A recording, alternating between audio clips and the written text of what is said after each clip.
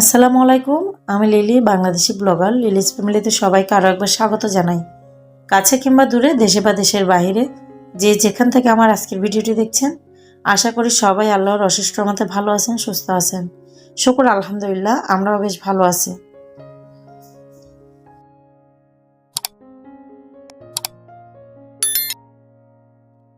Video শুরুতেই সবাইকে উদ্দেশ্যে বলে দিতে চাই, আমার কণ্ঠস্বর কিন্তু একদম বসা আর ভাঙা ছিল।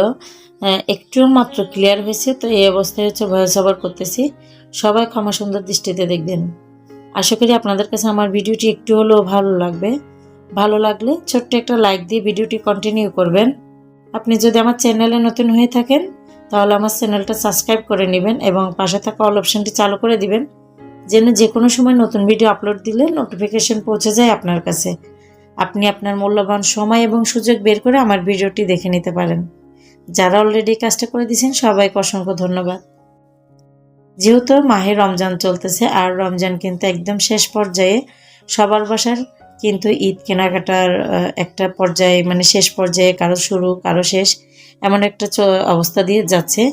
তো আমার বাসায় কিন্তু এই পর্যায়ে সবাই অসুস্থ আর মার্কেটিং বলতে কিছুই হয় নাই।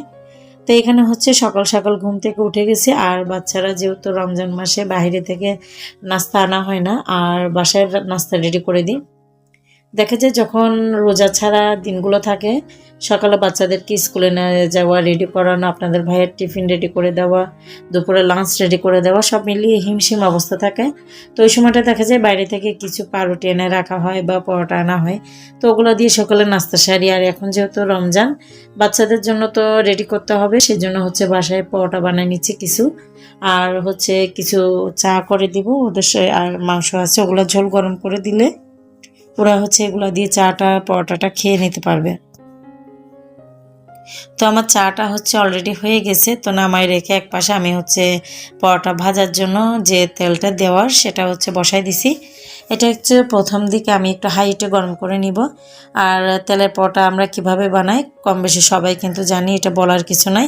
তারপরেও যারা নতুন হয়তো তাদের কাজে আসতে পারে, সেজন্য বলে দিচ্ছি। তেলটা প্রথমে হাই হিটে গরম করে নিচ্ছি, আর তারপর পরোটাগুলো ভাজবো। এদিকে আমি সবগুলো পরোটা একটু মোটা মোটা রেখে তারপর বেলে নিচ্ছি। আর দেখা যায় অনেক সময় আমরা পরোটা বা রুটি বেলার ক্ষেত্রে অনেকটা বেশি গুঁড়ি দিয়ে বেলেই, কিন্তু আমি এক্ষেত্রে বলবো যারা রুটি বা পরোটা নতুন, যারা পুরনো তারা তো অবশ্যই জানেন, পুরনোদের জন্য না, নতুনদের জন্য বলে দিচ্ছি। অবশ্যই চেষ্টা করবেন সবসময় গুঁড়ি কম দিয়ে বেলার জন্য, তাহলে দেখবেন যে যে তেলের মধ্যে নিচে একটা গুঁড়ির আস্তর পরে ওটা পড়বে না। আর রুটির ক্ষেত্রে রুটি পুড়ে যায় অনেকের, এই ক্ষেত্রে রুটিতে গুঁড়িগুলো কম দিলে ময়দা বা আটা, তাহলে দেখবেন যে এই রুটিটা পুড়বে না, খুব অনায়াসে ফুলে তারপরে খুব সুন্দরভাবে একটা রুটি হবে।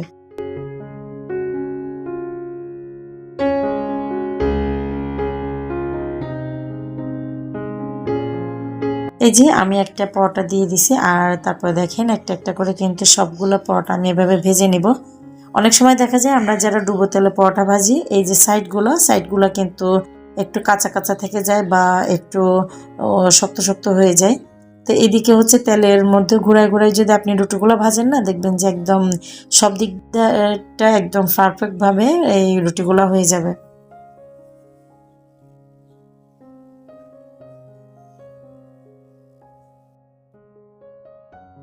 আমি একটা পরোটা তুলে এক পাশে রেখে দিয়েছি তেল ঝরার জন্য। আর এরপরে বাকি পরোটাগুলো ভেজে নিচ্ছি।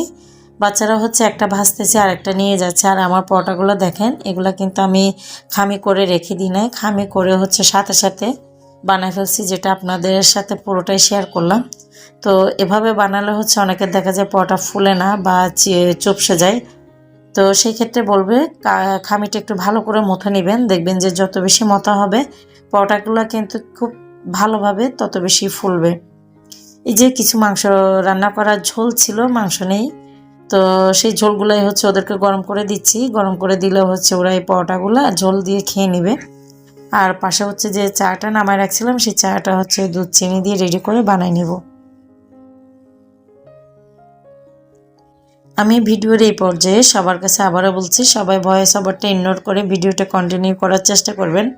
আশা করি আপনাদের কাছে একটু হলেও ভালো লাগবে। আমরা সবাই জানি যারা ইউটিউবে কাজ করি, ছোট বা বড় যারাই আছি, তো সবাই কিন্তু একটা ভিডিও খুব কষ্ট করে মেক করি, ভিডিও করি, তারপরে এডিটিং করি, ভয়েস ওভার করি, তারপর আপনাদের সামনে প্রেজেন্ট করি। তো এই ক্ষেত্রে দেখা যায় অনেকের ভিডিও বা আমার ক্ষেত্রেও বলবো ভিউজটা কিন্তু একদম জিরো, মানে আমার রানিং যে ভিউজ আসে তো দেখা যায় 15, 20 বা 30 বা 35 বা সর্বোচ্চ 50 এরকম একটা ভিউজ এসে তারপরে থেমে যায়। আমি সবাইকে রিকোয়েস্ট করব সবাই সবার ভিডিও দেখবেন এবং কন্টিনিউ করার চেষ্টা করবেন।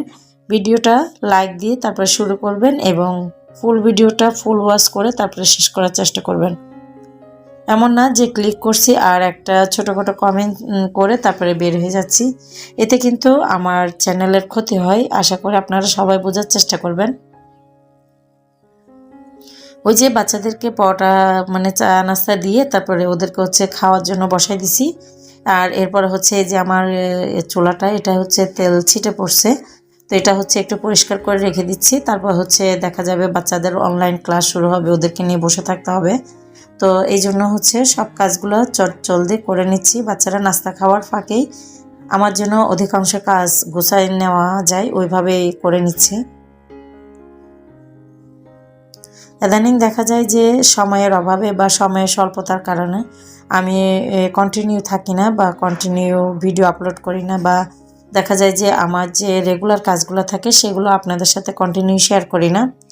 যেহেতু আমার ভিডিওতে ভিউজ খুবই কম, তো সেজন্য হচ্ছে অনেক সময় দেখা যায় যে একদম একটা মন মানসিকতার ব্যাপার থাকে। তো ওই ক্ষেত্রে বলবো যে মন মানসিকতা একদমই থাকে না। তারপরেও হচ্ছে দেখি চেষ্টা করি মানে একটা মানে রেগুলার থাকতে না পারলেও চেষ্টা করি মোটামুটি আপনাদের মধ্যে যেন উপস্থিত থাকতে পারি মাঝে মাঝে। তো সেইভাবে হচ্ছে ভিডিও ধারণ করা আর সেভাবে হচ্ছে 2-3 দিন গ্যাপ দিয়ে দিয়ে আপনাদের সাথে ভিডিও শেয়ার করা।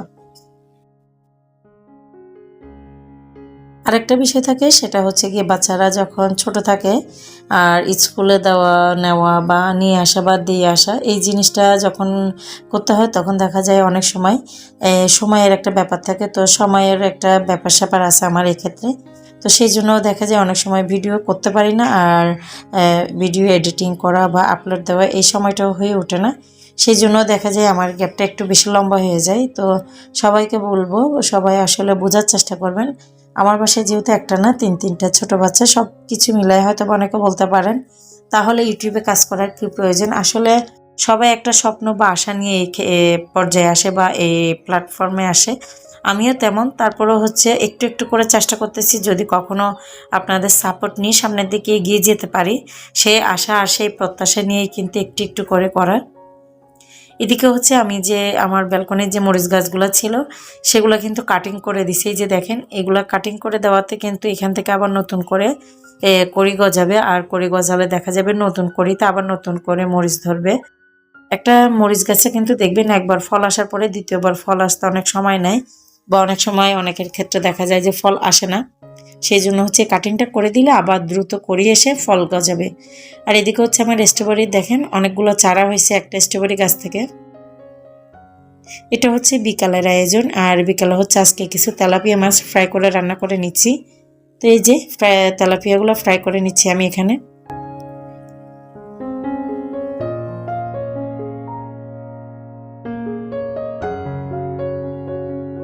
রোজার মাসে দেখা যায় একটা তরকারি রান্না করলে কিন্তু 2-3 দিন হয়ে যায় বা 2-3 দিন থেকে যায়। তো অল্প অল্প রান্না করলেও দেখা যাবে সন্ধ্যা রাতে কিন্তু তেমন একটা খাওয়া হয় না, আর ভোর রাতে তো একদমই না। তো এই সব মিলিয়ে হচ্ছে একটা তরকারি রান্না করলে দেখা যায় বাচ্চারাও কিন্তু দিনের বেলা যেহেতু আমরা খাই না বা আমি খাই না বলবো, তো সেই জন্য হচ্ছে বাচ্চাদের খাওয়া দাওয়াটা কিন্তু একদম একদমই খাওয়া দাওয়া করতে চায় না। তো তারপর যতটুকু সম্ভব নিয়মিত অল্প অল্প করে হলে খাওয়া দেওয়ার চেষ্টা করি।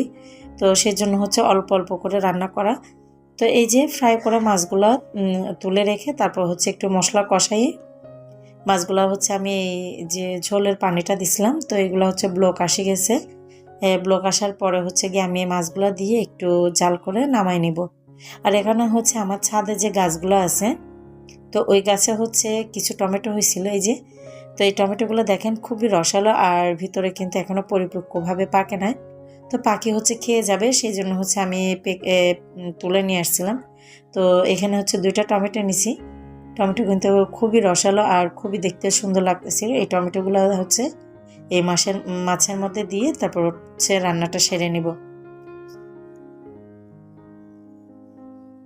তো এখানে হচ্ছে টমেটোগুলো দিয়ে কিছুক্ষণ জাল করে তারপরে হচ্ছে মাছটা নামাই নিব। আর এরপরে হচ্ছে আমার ইফতারি এই যে ভাজা পোড়াটা সেটাও কিন্তু আমি কন্টিনিউ করে নিছি। ভিডিওটা বড় হয়ে যাবে, সেই জন্য হচ্ছে বিস্তারিত আর আপনাদের মাঝে তুলে ধরি নাই। আশা করি আমার আজকের ভিডিওটা সবাই ক্ষমা সুন্দর দৃষ্টিতে দেখবেন এবং ফুল ওয়াচ করে লাইক কমেন্ট শেয়ার করে দিবেন।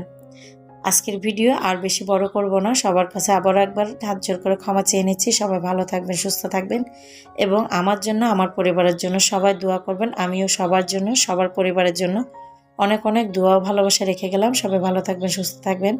আল্লাহ হাফেজ। আসসালামু আলাইকুম।